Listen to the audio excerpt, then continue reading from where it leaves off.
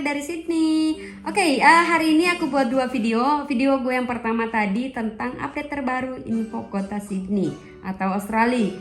Nah, kenapa Australia sekarang sudah freedom COVID? Artinya kita semua tidak perlu lagi social distance, tidak perlu lagi pakai masker. So, teman-teman jangan lupa nonton karena di situ aku nyampaikan beberapa informasi penting buat teman-teman yang datang ke Sydney atau mungkin yang planning datang ke Sydney. Oke? Video ini aku ingin menjawab pertanyaan dari teman-teman karena banyak sekali pertanyaan yang sama di video aku. Jadi aku upload kemarin video tuh banyak sekali pertanyaan, ada 3 atau 4 atau 5. Itu pertanyaan yang sama tentang gimana caranya kerja di Australia. Oke. Untuk bekerja di Australia, aku sering sampaikan di beberapa video aku sebelumnya bahwa Australia tidak mengeluarkan visa kerja. Australia akan memberikan visa kerja bagi orang yang masuk lewat sekolah atau student visa dan juga working holiday visa atau partner visa. Oke? Nah, jadi teman-teman yang masih nggak ngerti gimana caranya untuk apply visa sekolah, aku akan taruh linknya di description aku. Nanti teman-teman bisa nonton prosesnya agar kamu bisa kuliah di Australia atau bisa sekolah di Australia. Semua aku sudah sampaikan di video aku. Nanti kalian nonton pelan-pelan supaya teman-teman paham gimana cara prosesnya, persyaratan seperti apa, dokumen apa saja yang kalian siapkan. Aku sudah sampaikan di video itu dan nanti kalian tinggal klik di description box aku untuk nonton video tentang sekolah di Australia. Oke? Selain sekolah di Australia, kalian juga bisa lewat visa working holiday atau working holiday visa yang biasa disebut WHV. Nah, untuk prosesnya, cara apply-nya, semuanya dokumennya seperti apa, kriterianya seperti apa, aku sudah sampaikan di video aku sebelumnya juga. Jadi teman-teman tinggal nonton aja, nanti aku taruh di linknya di description box supaya teman-teman tinggal klik dan nanti teman-teman tinggal nonton gimana caranya bisa kerja ke Australia menggunakan working holiday visa. Untuk partner visa, aku juga sudah sampaikan di video aku sebelumnya, cuman aku pingin nyampain lagi bahwa partner visa itu seperti teman-teman punya pacar di sini dan nanti kalian datang ketemu pacar kalian dan menikah dengan pacar kalian dan kalian tinggal di sini berdua. Di situ kalian akan mendapatkan visa legal untuk bekerja. Baik itu pacar kamu anak Indonesia yang sekolah di sini, baik itu pacar kamu orang Australia, kamu akan mendapatkan visa kerja asalkan kamu harus menikah ya. Jadi bukan dengan pacaran aja. Jadi kamu harus menikah di catatan sipil Australia. Jadi kalau misalnya nanti punya pacar, datang nikah di Australia atau bisa aja nikah di Indonesia, nanti kalian sampai di sini tinggal ngurusin visanya atau mungkin bisa ngurus visa dari Indonesia juga. Oke? Jadi nanti setelah visa kalian sudah di-approve, kalian bisa kerja. Jadi misalnya cowokmu ada di sini atau cewekmu ada di sini, kamu bisa bekerja di Australia dengan syarat kamu sudah nikah dan visa kamu sudah di-approve. Kalau belum di-approve ya nggak bisa kerja. Oke? Terus tentang visa agri gimana kak? Agriculture gimana? Atau visa tentang perkebunan pertanian gimana kak? Sampai sekarang Australia belum meresmikan visa itu. Memang sudah dicantumkan di website government Australia, tapi mereka belum meresmikan. Jadi artinya belum di-approve, belum diterima. Jadi siapapun yang apply belum diterima dokumen kalian untuk proses visa agriculture. Karena apa? Karena saat ini mereka masih berperang. Jadi artinya begini, kalau misalnya agriculture diterima, company lain selain perkebunan, mereka bertanya, kenapa cuma pertanian aja? Kenapa kita nggak boleh impor juga yang lainnya seperti mungkin kayak TKI atau apa gitu. Jadi ini masih diperebutkan sekarang. Jadi mereka belum kasih kepastian gimana kabar agriculture. Banyak aku lihat orang upload video, oh sekarang agriculture sudah diterima. Padahal sampai sekarang belum diresmikan. Jadi artinya kalian belum bisa apply visa tentang agriculture, oke? Oke, bisa nggak sih aku pingin apply kerja ke Australia tapi dengan menjadi TKI atau TKW? Nggak bisa. Australia tidak seperti negara lain yang bisa menerima TKI atau membuka tenaga kerja buat warga negara lain untuk masuk ke negaranya untuk bisa bekerja. Enggak. Negara Australia ini negara yang pintar. Dia tidak mau memasukkan orang untuk bekerja. Dia mau memasukkan orang untuk sekolah sambil bekerja. Jadi kalau bekerja saja dia tidak mau, karena di sini dia sudah cukup banyak orang untuk bisa bekerja di bidang-bidang yang mereka butuh. Jadi mereka sama sekali tidak mengimpor tenaga kerja baik dari Indonesia ataupun dari negara manapun. Mereka tidak mengimpor tenaga kerja. Karena apa? Mereka sudah ngerasa cukup dengan tenaga-tenaga yang sudah ada di sini. Pertanyaan berikutnya, Kak, gimana dong bisa dapat sponsor untuk bisa kerja di Australia? Guys, untuk bisa mendapatkan orang yang sponsor kita di Australia itu seperti mencari mutiara di dalam pasir. Nggak gampang. Jangankan kalian di Indonesia yang merindu-rindukan coba ada yang sponsorin bisa kerja di Australia. Kita di sini pun juga berharap hal itu. Coba ya, gue bekerja di restoran ini, gue udah kerja udah berapa tahun. Bisa kak bilang aku mau sponsor kamu? Enggak. Karena apa?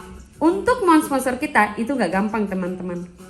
Dia harus punya tabungan sekian berapa miliar mungkin. Dengan persyaratan yang unek-aneknya gak gampang. Dengan surat-surat yang gak gampang seperti mungkin surat izin restorannya atau apa. Terus kemampuan kita seperti apa. Kelayakan kita seperti apa. Itu semua dia harus gali. Dan itu gak gampang. Jadinya daripada gue buang-buang waktu, gue gak akan sponsor orang. Mereka kan berpikir begitu. Kecuali kalau memang gue punya titel yang oke di bidang tertentu, nah mungkin mereka akan sponsor gue. Tapi kalau misalnya gue cuman mahir take order, mahir menjual makanan di tempatnya dia, gue mahir sebagai waitress, nggak bakal mau kerja gue berapa puluh tahun pun di tempat dia, nggak bakal gue disponsorin. Karena itu nggak gampang teman-teman. Jadi jangankan kalian yang berada di Indonesia, kita pun yang ada di Australia kerja mati-matian untuk mendapatkan sponsor dari pemilik usaha, dan mereka tidak akan menawarkan kita. Walaupun kita sangat merindukan itu. Bukan mereka nggak mau, emang persyaratannya yang sangat rumit. Jadi mereka tidak bisa mau repot-repot atau memberikan kita harapan yang belum tentu bisa. Oke? Terus pertanyaan berikutnya, Kak, aku ingin sekali kerja di Australia, tolong dong. Teman-teman, jangankan kamu yang ingin datang ke Australia, saudara-saudaraku juga banyak sekali yang merindukan datang ke Australia. Apakah aku bisa tolong? Tidak. Aku tidak punya hak untuk mendatangkan siapapun ke Australia untuk bisa bekerja. Bukan aku nggak mau, emang nggak ada jalannya. Jadi Australia ini adalah negara yang sangat ketat, tidak bisa dipakai yang namanya uang bawah meja. Aku pernah sampaikan di video aku sebelumnya bahwa Australia ini bukan negara yang bisa pakai shake hand atau jabat tangan dengan uang, nggak bisa. Semua harus sesuai dengan jalurnya. Tidak sesuai jalur ya udah out. Kita pun di sini juga belajar mematuhi peraturan yang sangat rapi yang sudah ditentukan oleh negara Australia. Kita tidak berani melanggar. Karena sekali lo langgar, lo di kick out dari sini. Jadi karena kita masih merindukan untuk tinggal di sini, kita harus berusaha mematuhi peraturan-peraturan yang ada di sini. Kayak contohnya di Indonesia, mungkin di Indonesia mereka bisa sepi nih, bisa nyerobot lampu merah sambil nyetir, atau misalnya sambil makan sambil nyetir, bisa nih sambil main telepon. Di sini kita pendatang nggak akan coba-coba ngelakuin hal itu. Karena apa? Karena begitu kita ketahuan, langsung kita di kick out dari sini. Karena apa? Karena kita adalah orang yang menjadi penyakit yang bisa membahayakan orang lain dan juga diri kita, dan mereka yang bakal repot ngurusin kita.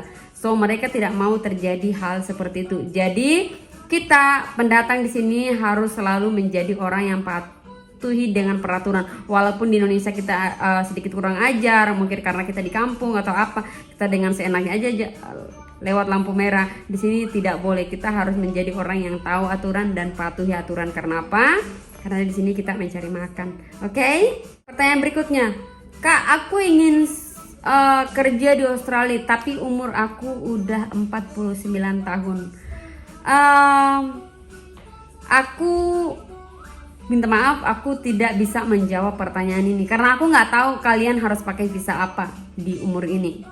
Oke? Nah, tapi yang aku tahu untuk mengurus visa sekolah di sini yang paling gampang adalah umur 18 tahun sampai 20 tahun sampai 23 tahun itu adalah dimana di masa-masa kalian punya kesempatan emas untuk apply visa ke Australia, karena di sini kalian bisa dengan gampang mengapply. Karena apa? Ijazah kalian kalian baru tamat dari sekolah, jadi memang udah benar-benar ketahuan kalau kalian tuh benar-benar ingin sekolah di sini.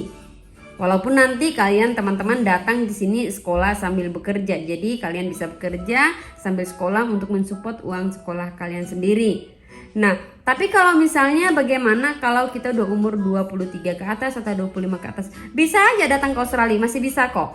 Tapi dengan syarat kalian mungkin akan ambil sekolah yang memang bukan college lagi, tapi sudah bisa ambil yang namanya bachelor ke atas atau S1 ke atas. Jadi uang sekolah agak sedikit lebih mahal, dan juga jadwal sekolah mungkin agak sedikit lebih lebih ketat, dan juga tugas-tugas akan sedikit lebih banyak. Itu artinya kalau tugasnya udah banyak, jadwal sekolahnya padat, berarti teman-teman kesempatan untuk bekerja akan sangat sedikit. Karena dulu punya pengalaman sendiri, suamiku sekolah itu benar-benar kita kayak hati-hati banget. Karena apa? Di sini tuh serba salah. Lo kuat kerja, lupain sekolah, lo double bayar sekolahnya. Lo pingin sekolah aja, nggak mau kerja, gimana cara bayar uang sekolahnya? So it's really complicated. Kalau misalnya kita nggak benar-benar profesional mengatur waktu, tenaga, dan juga pikiran agar tidak stres di Sydney khususnya. Karena apa? Di sini semua serba membayar, kecuali kalau teman-teman disupport sama mama papa di Indonesia. Tapi kalau misalnya harus fight sendiri, and you need to take it easy, berpikir baik-baik sebelum maju ke sini, karena hidup di Australia itu tidak segampang seperti cerita teman-teman. Karena di sini ada bagus dan ada tidaknya. Walaupun bagusnya banyak, kenapa? Rata-rata anak yang sudah merantau itu adalah anak-anak yang kuat, gitu, anak-anak yang kuat dan tahan banting. Jadi mungkin teman-teman juga bakal jadi orang yang tahan banting di sini, karena apa-apa kalian sendiri, kalian harus bertanggung jawab dengan diri kalian sendiri. Supaya tidak sakit gimana caranya, supaya tidak kedinginan gimana caranya, supaya tidak kelaparan gimana caranya, supaya bisa sekolah gimana caranya, supaya bisa dapat tempat tinggal gimana caranya, kalian akan berpikir sendiri. Nah, karena semua itu dipikirin sendiri, akhirnya kita menjadi orang yang profesional dalam bidang apapun mengurus diri kita, apalagi di pekerjaan. Oke, pertanyaan berikutnya, Kak, aku pengen kerja di Australia tapi bahasa Inggris gua kurang bagus atau belum bisa. Teman-teman, untuk datang ke Australia kita butuh bahasa Inggris. Kenapa? Bahasa Inggris bukan syarat untuk bisa datang ke Australia, tapi syarat untuk teman-teman berkomunikasi dan juga nanti bekerja kalau misalnya teman-teman bekerja. Kecuali kalau misalnya kalian datang ke Australia sekolah,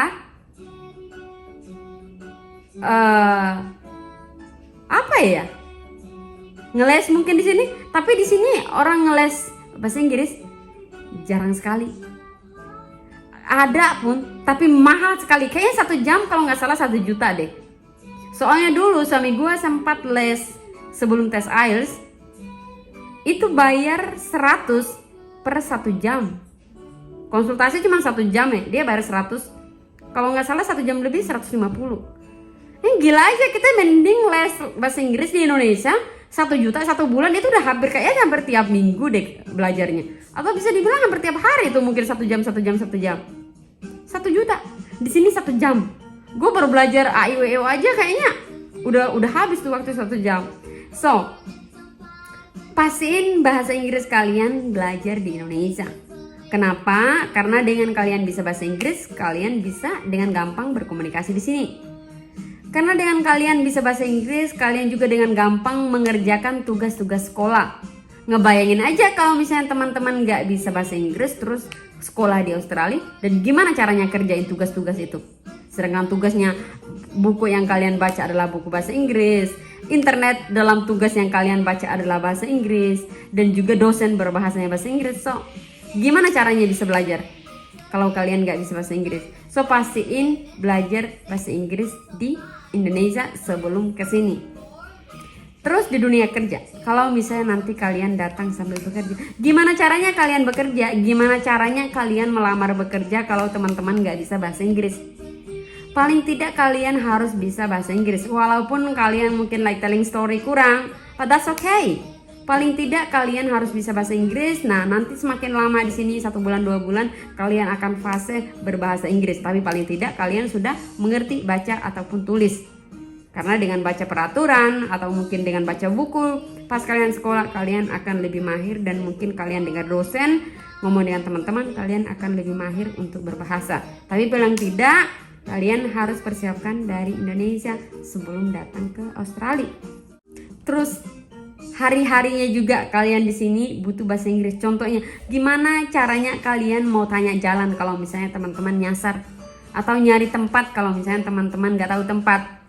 Kalau teman-teman nggak bisa bahasa Inggris, so bahasa Inggris sangat bagus, sangat dibutuhkan kalau misalnya teman-teman udah nyampe sini, karena bisa berkomunikasi dengan orang lain, bisa tanya jalan, bisa tanya tempat atau apapun, itu akan memudahkan teman-teman. Nah, caranya teman-teman mau tanya, mau kemana, mau ngapain, mau ini, kalau misalnya teman-teman nggak bisa berbahasa Inggris agar bertanya kepada orang lain. Syukur-syukur kalau misalnya punya saudara di sini, jadi langsung telepon. Dan syukur-syukur saudaranya tidak sibuk, karena rata-rata di sini bekerja di Australia tidak boleh pegang HP. Selama jam kerja tidak boleh main HP, kecuali orang kantor ya. Jadi selalu kita dituntut di sini untuk bekerja secara profesional, nggak boleh main HP selama jam kerja. Sampai selesai kerja baru boleh main HP. Pertanyaan berikutnya, Kak, gimana caranya nanti setelah kita sampai Australia, siapa yang jemput? Karena kita belum tahu apa-apa di sana.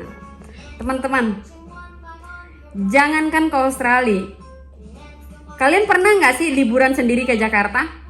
Sampai ke Jakarta kalian cari sendiri tuh hotel, sampai di sana cari sendiri itu resepsionisnya di mana, itu hotelnya udah kelihatan dari jauh, tapi tempatnya di mana, tempat check-innya di mana, pintu depannya di mana, pintu belakangnya di mana. Pernah nggak sih nyari kalian kayak gitu? Di Australia pun juga begitu. Begitu kalian nyampe di sini, itulah gunanya sekarang udah canggih sekali kita punya HP. Begitu sampai di sini, asal kalian tahu tujuan kalian kemana, itu nggak bakal nyasar. Di Indonesia aja aku nggak nyasar, teman-teman. Aku dari kampung datang ke Jakarta itu gue nggak nyasar. Karena apa? Gunanya kita bisa menguasai bahasa. Gitu. Aku dari kampung nggak bisa bahasa Indonesia, aku belajar mati-matian bahasa Indonesia agar sampai di Jakarta bukan nyasar. Jadi gue tinggal tanya, Pak, pasar Mangga 2 di mana, atau mall Mangga 2 di mana. Jadi gampang. Begitupun juga kalau misalnya kalian nyampe di sini, kalian nggak bisa mengharapkan ada orang lain yang menceritakan kalian dari A sampai Z. Contohnya gini, nggak ada satupun orang yang menceritakan ke kalian gimana caranya nasi itu berasal dari sebiji padi menghasilkan beras berkarung-karung. Itu nggak ada yang menceritakan ke kalian. Kalau misalnya menceritakan kalian mulai dari biji padi menjadi tumbuhan, ditanam ke sawah, habis itu dia berbunga menghasilkan padi, habis itu dia menghasilkan beras, dari beras menghasilkan nasi. Kalau misalnya ada orang yang menceritakan kayak gitu, itu orang yang sangat mustahil di dunia ini kalau sampai dia menceritakan kalian tuh dari A sampai Z.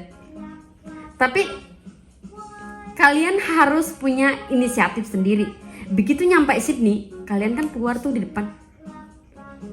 Aku udah nyampain di video aku sebelumnya, beli paket internet. Begitu nyampe di sini, beli paket internet dan langsung cek tuh tujuan kalian di mana, alamat kalian di mana. Cek di Google Map. Langsung muncul dah Google Map-nya. Ternyata kalian masih bingung cara pakai Google Map-nya. Itulah gunanya kenapa kita harus menguasai bahasa. Tanya security atau tanya resepsionis, Pak, aku mau ke alamat ini, tapi aku nggak tahu karena aku pertama kali nyampe Sydney. Mereka akan bantu kita, menjelaskan ke kita jalannya kemana-mana saja dan nanti kesananya seperti apa. Kalau misalnya teman-teman bisa bahasa Inggris, kalian akan nangkep apa yang disampaikan sama dia. Tapi kalau misalnya teman-teman nggak bisa bahasa Inggris, and that's the end. That's why kenapa sebelum kita ke Australia kita harus belajar berbahasa Inggris supaya kita tidak nyasar. That's the point, teman-teman. Jadi nanti biasanya security akan sarankan ke kita pakai taksi, tunggu taksinya di mana, atau mungkin mereka akan sarankan kita naik tren, naik trennya di mana. Nah setelah kalian udah dapatin trennya, kalian harus baca tuh peraturan. Ini trennya ngarahnya kemana. Dan kalian tinggal cocokkan ke alamat kalian. Oh, tren ini ngarahnya ke sana. Ternyata yang kalian ketemu ngarahnya ke situ. Nah di sana kalian bisa langsung cari lagi sama petugas. Nah di sana kalian tinggal bilang sama petugas, Pak, saya mau ke alamat ini. Tren yang mana saya harus ambil? Petugas akan tunjukkan kalian tren yang kalian harus ambil. Itulah gunanya kenapa kalian harus bisa bahasa Inggris. Karena kalian akan terus bertanya sampai kalian ketemu jalan yang menuju ke tempat kalian. Begitu kalian masuk ke dalam tren, kalian pasti bingung kan? Kemana kalian pergi? Atau kemana kalian harus turun? Atau kapan kalian harus turun? Itulah gunanya kenapa teman-teman harus bisa bahasa Inggris, supaya kalian bisa bertanya orang dalam ada yang tren itu. Orang yang ada di dalam tren itu. Kalian dengan gampang tanya, Pak, saya pertama kali nyampe sini. Minta tolong, saya mau ke alamat ini, turunnya di mana ya? Dia nggak bisa menjawab, tanya the next person. Dia nggak bisa menjawab, tanya. Tapi mostly orang di sini, kalau misalnya kalian tanya, mereka dengan sangat bahagia, mereka menjelaskan ke kalian. Tapi kalau misalnya mereka nggak tahu, mereka tidak akan segan-segan bahwa saya tidak tahu, silakan tanya yang ini. Jadi teman-teman gak bakal nyasar. So, pastiin kalian harus bisa berbahasa Inggris, dan pastiin nanti sampai sini jangan malu bertanya. Karena semakin kalian banyak bertanya, kalian akan minimalis yang namanya nyasar. Tapi kalau misalnya teman-teman malu, ya pasti ada nyasar. Apalagi kalau misalnya teman-teman nggak menguasai Google Map. Tapi kalau misalnya kalian bodo amat gak mau nanya-nanya orang, ya nggak apa-apa, fokus aja ke Google Map. Google Map bilang turun, ya kan? Google Map bilang naik bis nomor sekian, ya tinggal naik gitu. Tapi ya itu agak gampang ya. Cuman kalau misalnya lebih mahir ya nggak masalah, gak usah tanya orang, fokus ke Google Map. Oke? Terus Kak, gimana caranya mencari tempat tinggal setelah sampai di Australia? Sebenarnya teman-teman kalau misalnya sekolah di Sydney, di agen sudah nanti menjelaskan ke kalian kemana nanti kalian tinggal. Mereka sudah menjelaskan ke teman-teman. Kalau misalnya kalian minta tolong ke agen, tolong sekalian cariin informasi tempat tinggal. Biasanya mereka akan kasih informasi. Tapi kalau misalnya teman-teman gak dapat informasi itu dari agen, gak apa-apa. Kalian saya sarankan untuk bergabung di The Rock. Buka Facebook, klik di pencarian The Rock. Nanti kalian akan bergabung, atau mungkin bergabung juga di The Rock Indonesia. Cari di Facebook, itu kalian bergabung dan kalian di situ bisa dengan gampang tanya, atau misalnya dengan gampang kalian cari kos-kosan dong. Nanti bakal banyak orang yang punya rumah atau punya kos-kosan akan menjawab pertanyaan teman-teman untuk nanti komunikasi lebih lanjut. Biasanya mereka tukaran WhatsApp atau tukaran nomor HP atau tukaran Facebook untuk komunikasi di inbox. Karena apa? Mereka akan fotoin kamarnya seperti apa, harganya seperti apa, tempatnya di mana. Itu biasanya akan disampaikan lewat private message. Jadi teman-teman gak usah khawatir kalau misalnya mau cari kos-kosan, gabung di grup The Rock. Aku udah sampaikan beberapa kali di video aku, tapi kalau teman-teman belum tahu, di The Rock Indonesia atau di The Rock. The Rock itu khusus grup orang-orang yang sudah ada di Australia. Tapi kalau misalnya teman-teman masih di Indonesia, ya nggak masalah, bergabung aja. Nah, sedangkan The Rock Indonesia adalah buat teman-teman yang belum sampai ke Sydney. Bisa juga yang udah nyampe di Sydney, mereka bergabung di situ lagi untuk jualan lah, untuk tanya itulah, and banyak lagi. Oke? So, itu dia yang aku bisa sampaikan, tanya jawab dari teman-teman. Semoga bisa menjawab. Kalau misalnya kurang jelas lagi, bisa tinggalkan komen. Oke? Bye-bye. Salam dari Sydney.